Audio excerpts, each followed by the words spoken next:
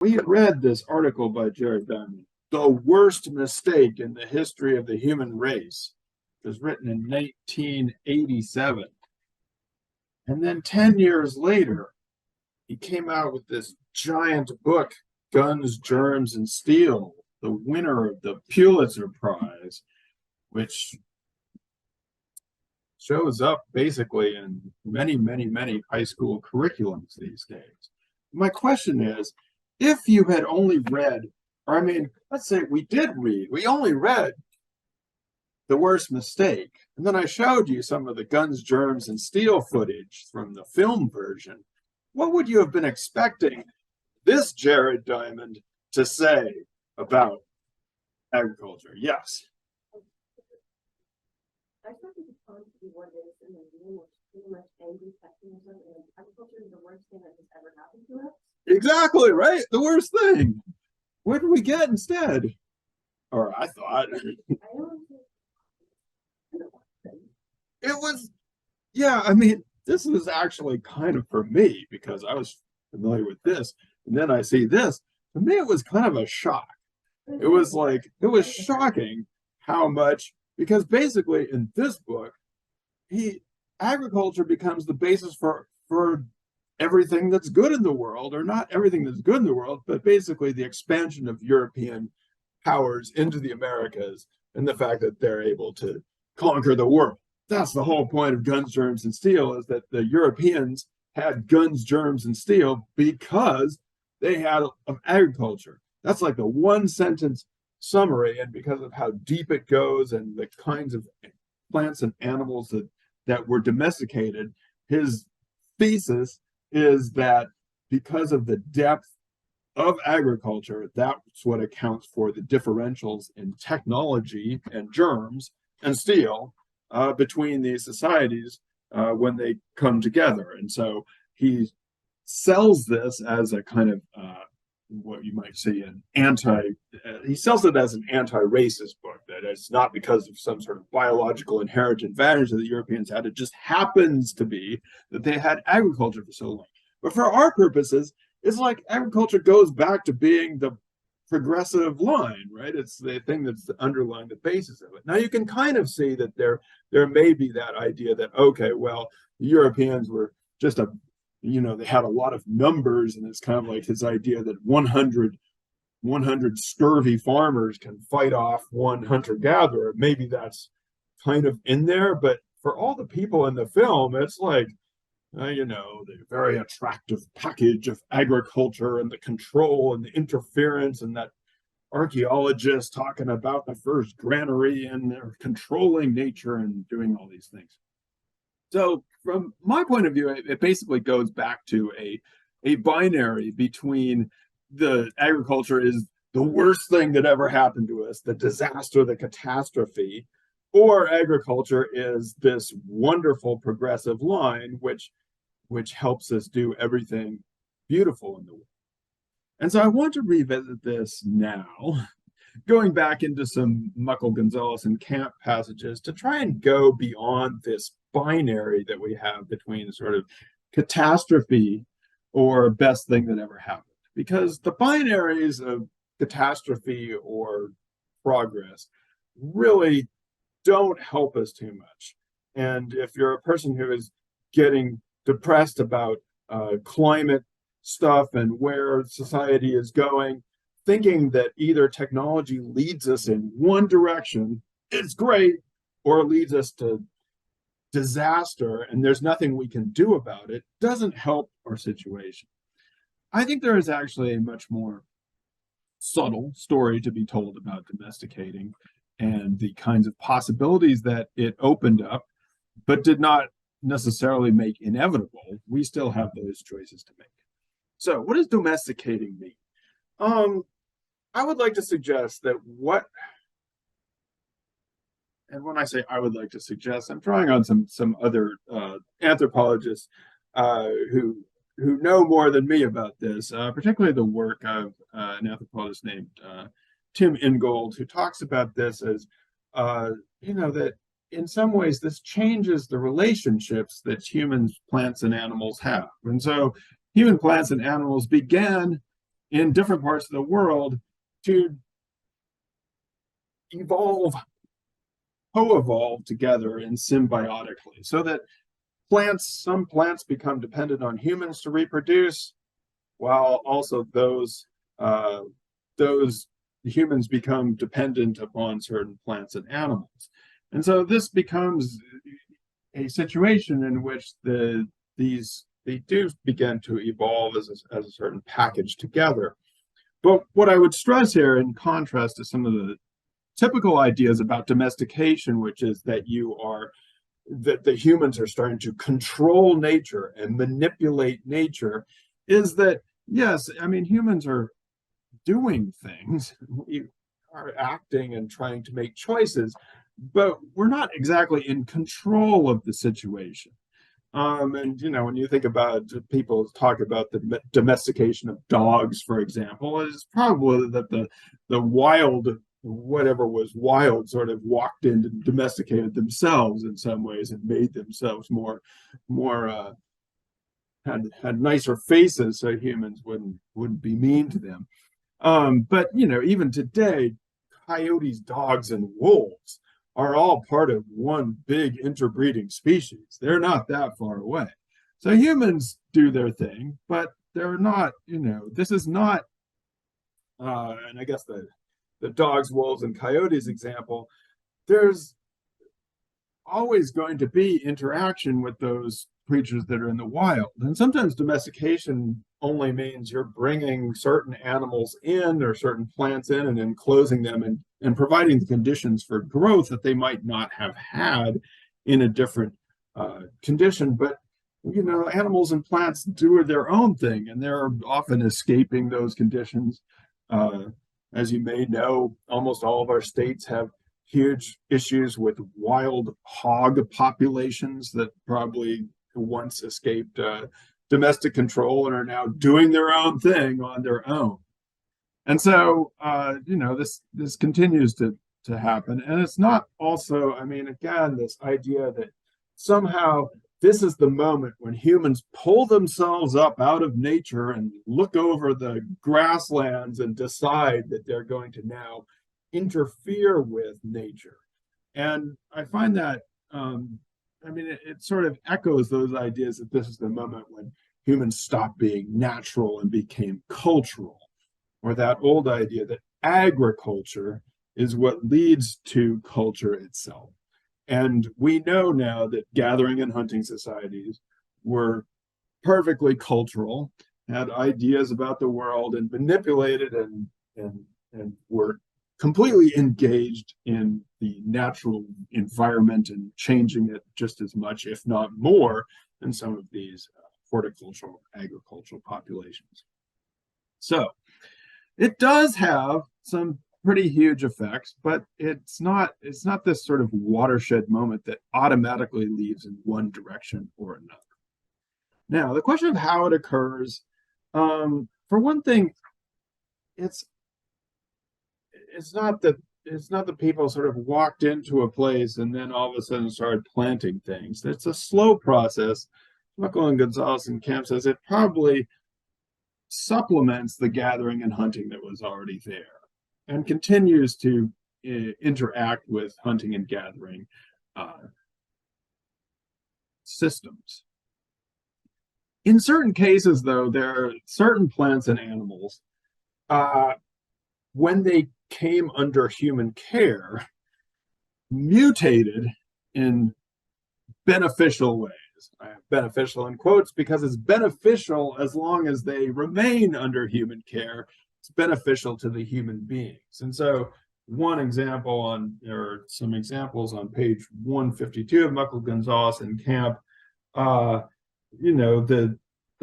plants, there's a loss of dormancy.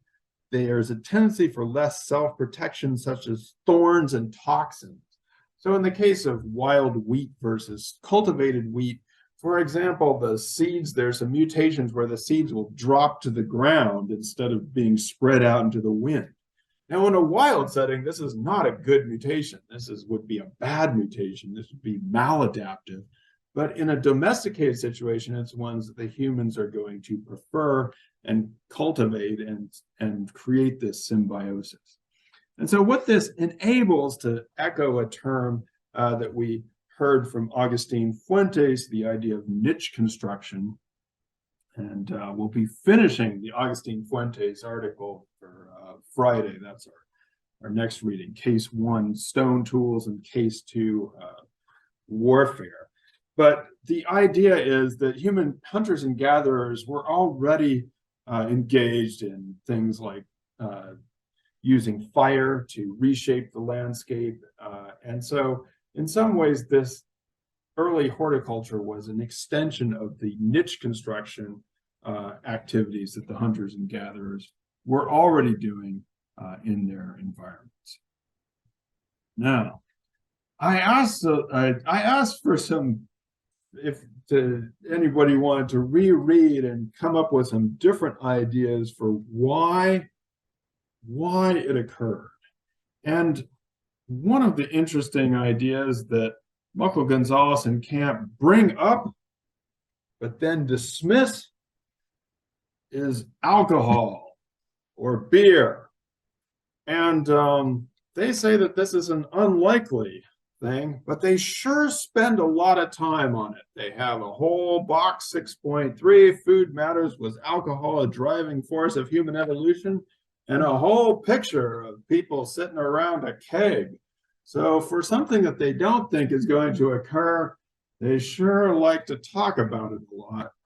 And so you may as well know now that archaeologists love beer, and so they have to talk about it, even though it probably wasn't what happened for why people domesticated plants and animals.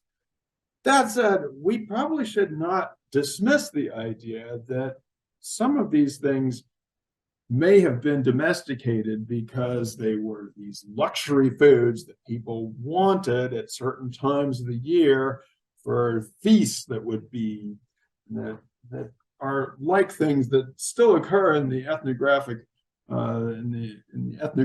present today, that there would be competitions for how much food you could produce and give away or eat at a certain time. And so it may be a situation in which these things start as luxury items, but then became part of subsistence ideas. Another idea is about environmental changes that were taking place around this time. Ariana, how might environmental change have influenced agriculture, plant and animal domestication? Oftentimes, the environment change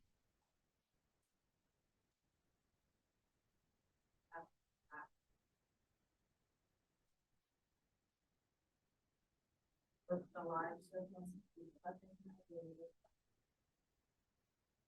Yeah, so one of the ideas, and there was sort of some things going around in different climates, but that, there's an environmental change, and if you have an existing population or your population is increasing, if the carrying capacity of the region is diminishing, that you have to look for other food sources. So, I think that this is that this leads us, or there probably wasn't one thing, kind of like bipedalism in walking. There probably wasn't necessarily one thing that led to plant and animal domestication in every situation. And one of the reasons I said there's not one single factor is that domestication the domestication of plants and animals occurs in many different parts of the world independently. And so we know the most, and it's the one that's in the film, about this area of the Middle East, what is now called, what was once called, the Fertile Crescent, because that's where we find wheat and barley and some of the big, well-known domesticated animals.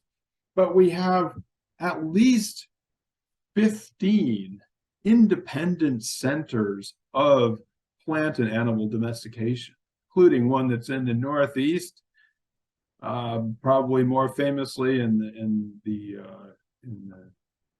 what is now around what we call Central America, where we have corn, potatoes, and various crops in the Amazon, in Africa, different millet, and of course in Asia, rice, and in it. So basically, if agriculture is the worst mistake, it's a mistake that people made in 15 different places, and 7 of these would be considered sort of major areas of domestication in which people really got intensively agricultural in these areas. And so it's hard to say that there was one factor that would influence all of these different places. And the idea that there is only that that this is something that that inevitably led us down one path from the moment of domestication seems unlikely, since people did it in all of these different places. Now, Michael Gonzalez and Camp, like Diamond, talk about the consequences, especially in the major regions of domestication. So those places where they became very dependent on certain plants and animals. You then had in those places an increase in population, as we talked about in the previous class. They probably often diminished the quality of their diet and started to concentrate on the quantity of calories that could be produced. Again, it usually, when you're trying to do intensive agriculture, it increases the amount of labor that people have to spend, especially if you're the food producer.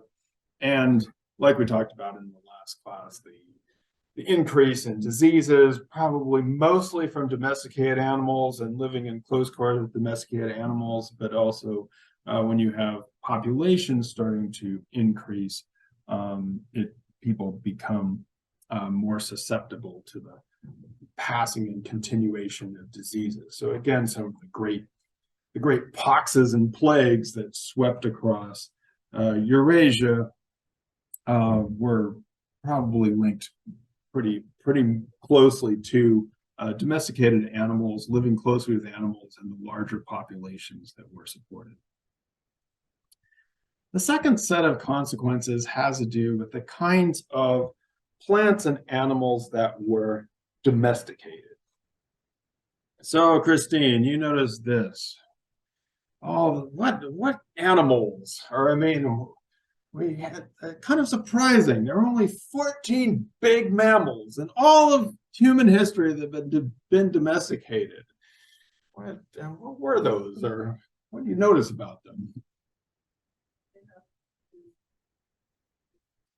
Right.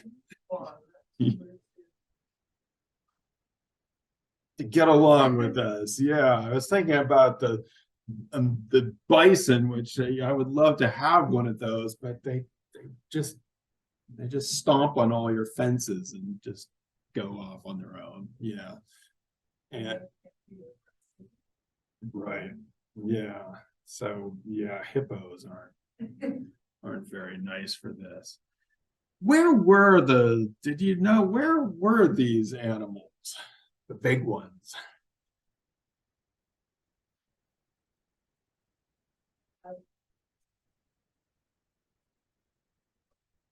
Yeah, so the 4 big ones, sheep, cows, pigs, and horses, are all in the Middle East. And there's a number of them that are in Eurasia that we don't know about, like camels and stuff. And then the only one that is outside of that region, that is in the Americas, was the llama in South America. And llamas are big and sometimes, but it's hard to ride llamas into battle. They're not rideable, really. So, couple of consequences. The one thing is that the things that we're talking about, wheat, barley, cows, sheep, horses, all those things that were domesticated 10,000 years ago are the same things we're eating today. In the film, they showed you that scientists doing the scientists aren't domesticating. They're trying to improve what has been domesticated already. It is very rare to go to the grocery store and be like, ha, science has given us a new domesticated crop.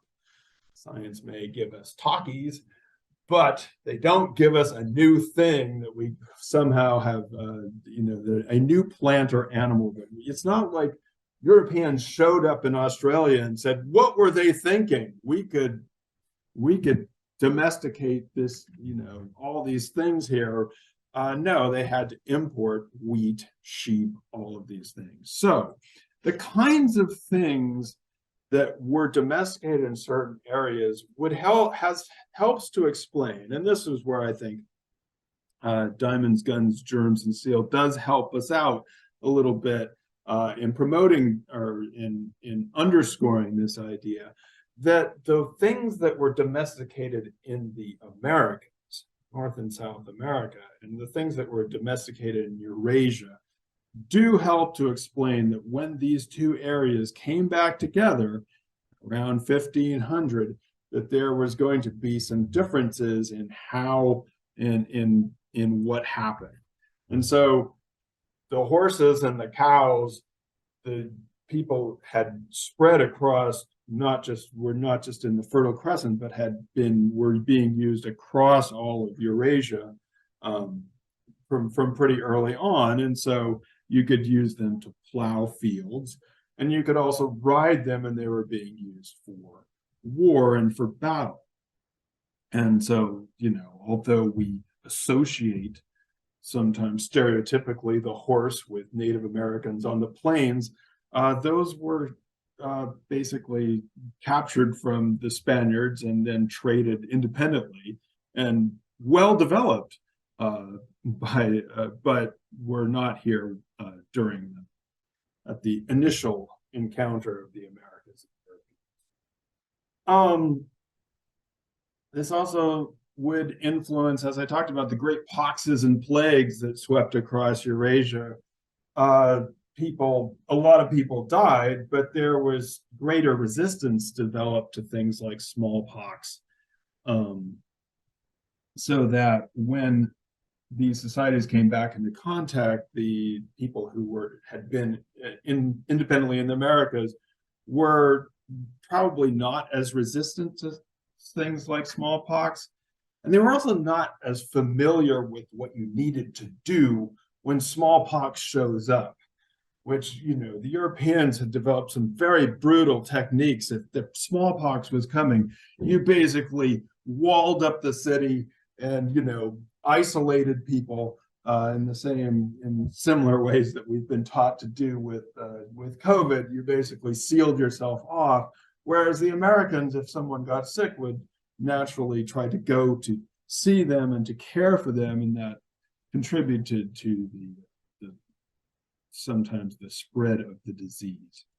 Now, that said, eventually the plants that were domesticated in the Americas would have global importance. So the potato spreads from South America and becomes the main staple of many European societies all across Eurasia. Corn spreads and becomes the staple food for many societies in Africa. Hard to imagine Italian food without the tomato, but that was a crop that was domesticated in the Americas. So a lot of the many different plant foods were domesticated by people in the Americas, and they would eventually become hugely important.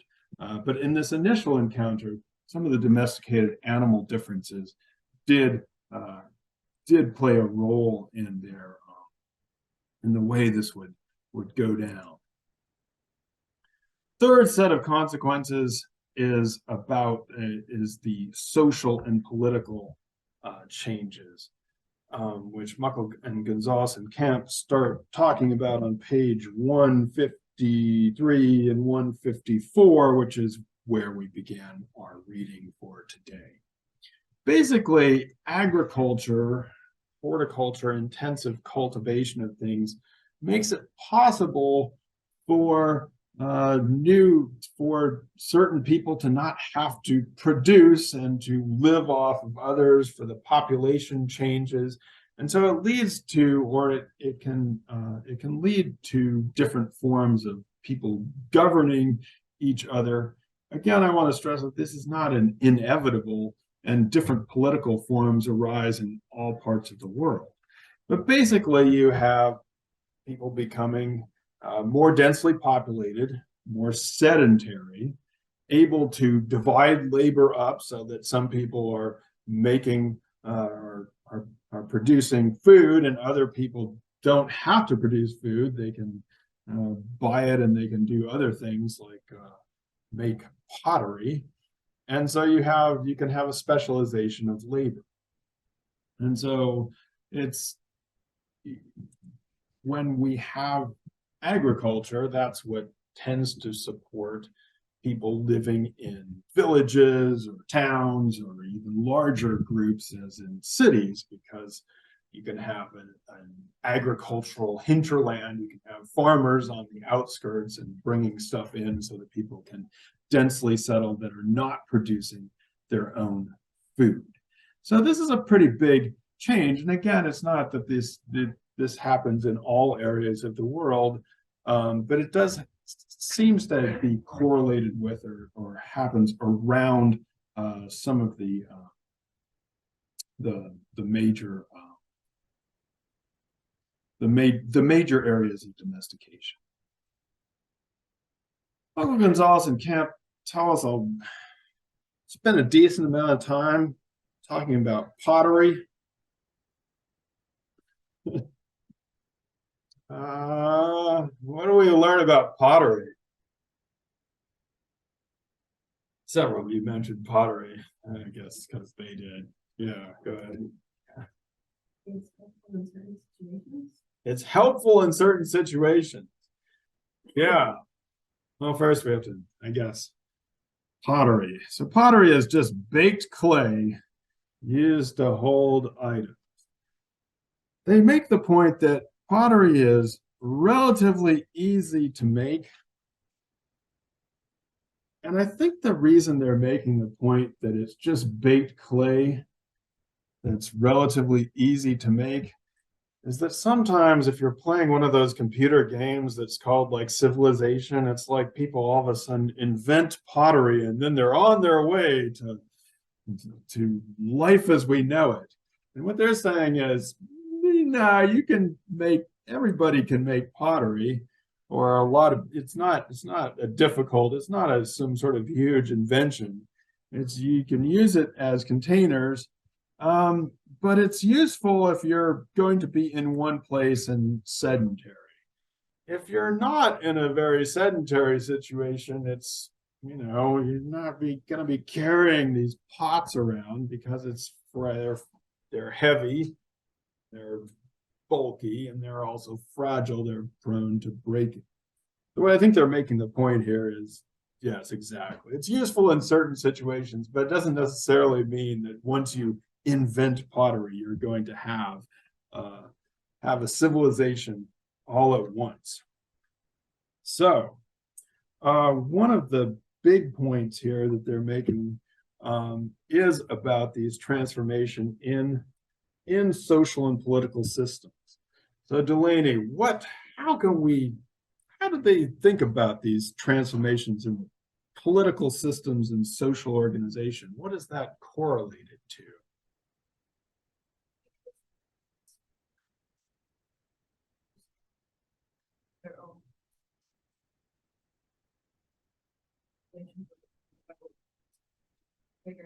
It's harder to organize without somebody having influence over the group. So what they're saying here is that there is often a correlation between the social organization and the style of food production. So we've talked about hunting and gathering, so known as foraging. And then we've talked a little bit about pastoralism. I guess we haven't talked that much about pastoralism, but herding animals. We've talked perhaps more about horticulture, small scale planting, stuff that happened at the initial stages of plant and animal domestication, and agriculture, the intensification of those forms when you start to really rely on particular plants and animals to make up most of your diet. And so what Muckle, Gonzalez, and Camp tell us is that these food production patterns often tend to go with different forms of social organization. So for foraging or hunting and gathering, they are often organized. As we talked about, this was one of the ways in which humans spread out all over the world in bands, small groups, often with some kinship ties, but interacting with others and marrying exogenously. That pastoralism is associated with a form of organization that archaeologists and anthropologists sometimes called tribes. Some kind of leader, sometimes referred to as a big man. That's on page 155. The term tribe gets used all over the place. It's actually overused, but in this sense, it's meant to talk about these kind of a larger group that has a leader,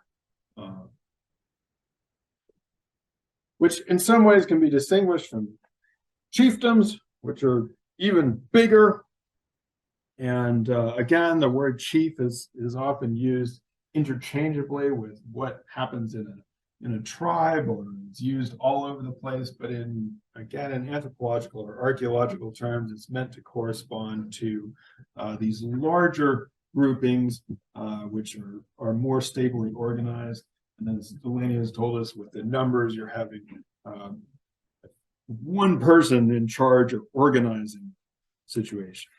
And then at the end of this section, they talk about states.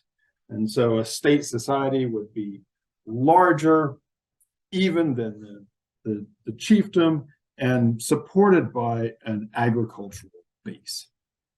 And so they tell us here that these forms are often correlated to each other in terms of how food is produced. And since we're still in our agricultural unit, I'd like to talk in terms of what you actually dig up when it comes to what they talk about as a civilization. So this is on page 156. They talk about, to qualify as a civilization, most archaeologists suggest that a society must have had at least most of the following characteristics. And that they had to need all of them. They need an agricultural base. So that's what we were talking about with being able to produce a lot of food. They need state-level political organization. So by that, they mean that they are governing a territory or governing a certain area. State-level political organization. Monumental architecture. At least one city. And writing. And then they say that for most societies making the transition to civilization, writing was the last requirement to be filled. Now, for reasons I'll talk about on Monday, I'm suspicious of this word civilization, but for now, let's just go with it. So, agricultural base. Let's say you are an archaeologist and you are looking for an agricultural base. How would you find evidence of agriculture? Yeah. Tools. Yeah, farming tools. Sure thing. Or farming tools, or maybe that something has been, the fields or the area has been transformed for irrigation. You might be able to find food storage containers, or, that great pottery that we just talked about, or buildings like the granary that we saw in the film. So ways in which these things were being stored so that people could get their food later. What archaeological evidence might you look for that people are claiming a territory? Claiming territory for political control. How might we see this in archaeological record?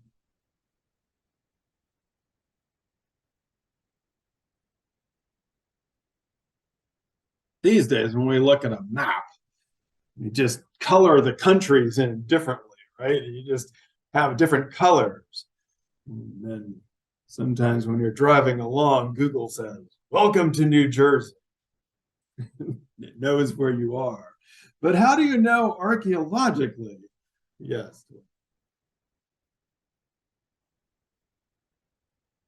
Right.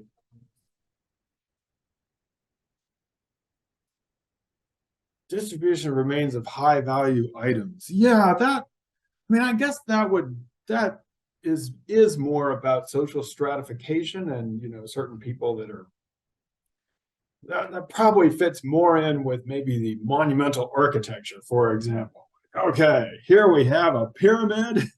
We can see it, and there's a bunch of cool stuff in it. By the way, archaeologists love all this stuff. As you can tell, it's fun to dig up this stuff. Digging up hunter-gatherers is boring. You're looking through all these little things, and you might find you might find some stone edges here and there, but this stuff is cool. This is what archaeologists live for, that they break out the beers and be happy digging up a civilization. But you're right, yes, that's a great example of that there's social stratification going on. How do we know that those people are trying to control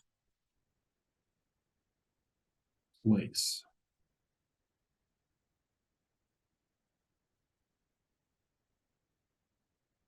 What have we been trying to build on the map? Yeah. Building walls. Yeah, some sort of physical barrier. So, walls that might demarcate out some sort of border, maybe around a city or maybe around a territory. You're especially happy if you can find some weapons around there, because that suggests that there's defense or offense of going on. They're defending or claiming a certain territory.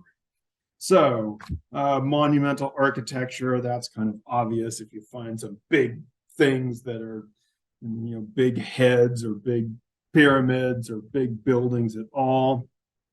A city, there you're looking for concentrations of living structures, buildings that maybe in certain places there's a lot of pottery, which suggests that all the potters are living there. And in other places you find all the people who are tanning hides, and so that it suggests that there's some sort of division of labor going on within the city.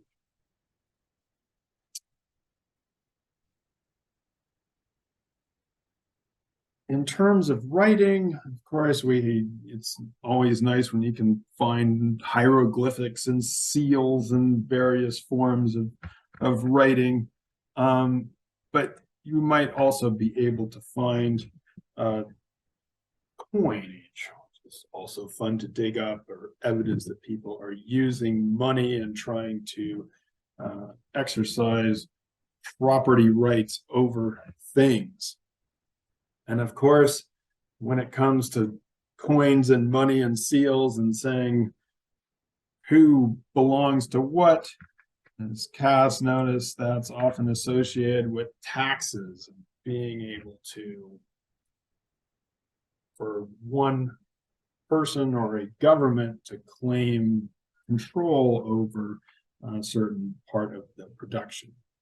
The Cass, you asked, how does taxation, forget your question, does it just enrich certain people, or how is it used? I guess I would say it depends. In an ideal world, of course, taxes flow to a central place so that they can give us things like schools and roads and healthcare.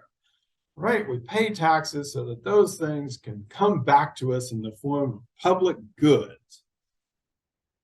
In the real world, oftentimes, well, that does happen, but oftentimes taxes have been used for other things like the police and the military, and to support all the stuff that you have to protect your territory, or to build big palaces and things for the wealthy. So both things can happen, and it just kind of depends on the way the society goes, which way these things are going to happen. Now, I want to return a little bit to the idea that Michael Gonzalez and Camp have of they describe it as a pretty tight association or correlation between foraging and bands, pastoralism and tribes, horticulture and chiefdoms, agriculture and states. And there's a few things that I just want to stress about this, which is that these forms of both political organization and food production, I believe, are best seen as kind of not necessarily a progression, but as points on a continuum. So places that people go back and forth between, because different societies and individuals might transit between these forms over their lifetimes or within their lifetime. So some people are involved in pastoralism for a while, and then they'll do some hunting and gathering, and then they'll do some planting. And so this is something that both groups and societies over time engage in different practices. There's also lots of interaction and trade between these societies. So as I mentioned, when we first started talking about food systems, there aren't any instances of independently pastoral societies in which they supply everything from just herding animals. They're always in interaction and trade with agricultural societies so that people can get what they need back and forth. So in my opinion, I think that this is a good kind of model to have, but as long as you keep these other ideas in mind. In the last couple of years, there's a new book that's come out by the late David Graeber and the archaeologist David Wengrow called The Dawn of Everything, A New History of Humanity, which uses the archaeological evidence to argue that a lot of these ideas about that people get locked into these various food systems and these inevitably lead to certain political arrangements is incorrect. And one of the things that they talk about is the seasonality of many societies, that sometimes that in previous times there would be during, say, the summertime when there was large harvests, or in the fall that people would come together into these massive things that we might look at as cities, but then over the different months in the winter, maybe they disperse into what were then basically hunting and gathering communities. And one of the big ideas that they're trying to tell us about in this is that human beings over the last 10,000 years have had lots of different experiments with different plants and animals, social organizations, and that there was not some sort of inevitable lock into the political system that we have today, in which taxation is used basically for one type of nation-state society. So it's a really interesting book and a reinterpretation of some of the archaeological evidence. I'm actually going to try teaching this book next semester in the history of anthropological thought.